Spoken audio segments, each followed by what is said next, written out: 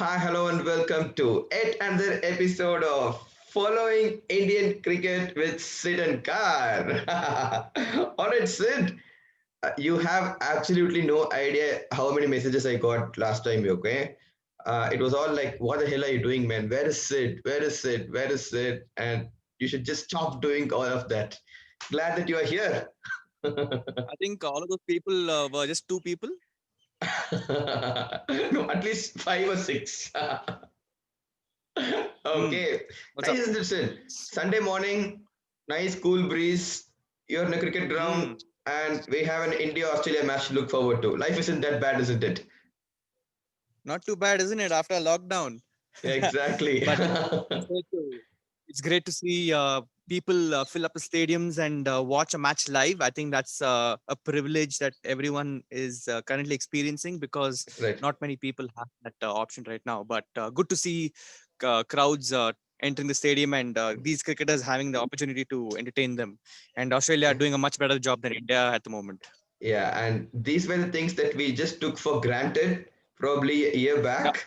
And now that we actually hear the buzz of the crowd rather than the automated noise, it feels much, much better and much, much great. Yeah.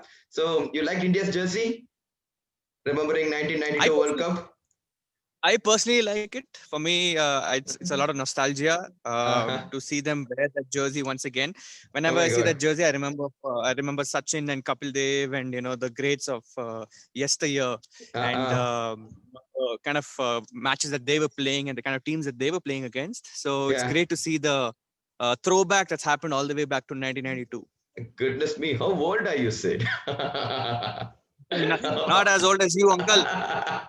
Yeah, I agree. As I was telling in the last episode, that was my first memory of watching cricket. I think I was seven when the 1992 World Cup happened, and Hmm. exactly said, okay, I actually remembered Kapil Dev and the Steve Waugh, Mark Waugh, and yeah, that series, within Martin Crowe and Great Batch. It was wonderful, wonderful to watch.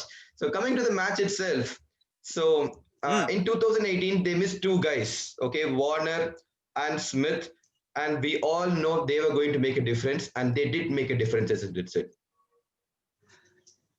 Well, you really can't keep them out of the game, can you? They missed them dearly in the previous series, as you mentioned in 2018. But then Uh-huh. it's a show of class. Class is always permanent. Warner came and showed that along with Finchy. Then you had Steve Smith coming in more or less ruining any sort of hopes for India in terms of Right. the run rate and score being lesser than 280. Yeah. Just amazing batting. I think they gave us a little bit of a biscuit in the IPL that they were not in form. So I think the Indian contingent went in saying, "Hey, these guys aren't batting properly. Finch hasn't played, and Smith also hasn't played. So at least we'll restrict Yeah. them. And Maxwell also hasn't played properly. So you will see the amount of hopes that these guys went with. And Right, right, look what happened. right. And you think I heard. Kohli would have actually had a talk with Finch after the match? It's like, Macha, what entire IPL you were with me? I never saw you play like this. Okay, what happened suddenly? You go into the opposite team and you're smashing century. Yeah, that's always the case. I think Finch is up for a shift in the team as well. He's not going to be playing for RCB. He'll be playing for another team. And then probably he will hit a century after that. Okay, Bound to all have. That's right. always the case with any RCB player, Exactly. ex And RCB. yeah, coming to the Indian innings, Dhawan played a good hand, Pandya played a good hand. Okay, but then it's just that 373 was such a huge score, wasn't it?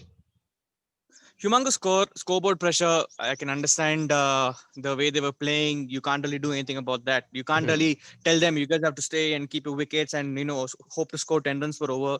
You're playing against a world class side, so you have to go all guns blazing. I was supremely impressed with Pandya. What a what a phenomenal batsman he's turning out to be, man. You can really expect him to score about a quick fire 40, 50 in about 15 balls. That's the minimum that he's going to deliver on. And for him Uh-huh. to score those 90 runs was just mind blowing. I was just like, wow, I can't express my words the way he was batting.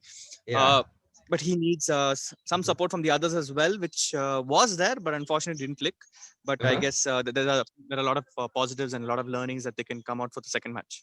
Exactly. And that's what we are looking for. So the first match, Steven Smith was the man of the match. And we have a very easy job to do so in our man of the match contest. We had only one right prediction.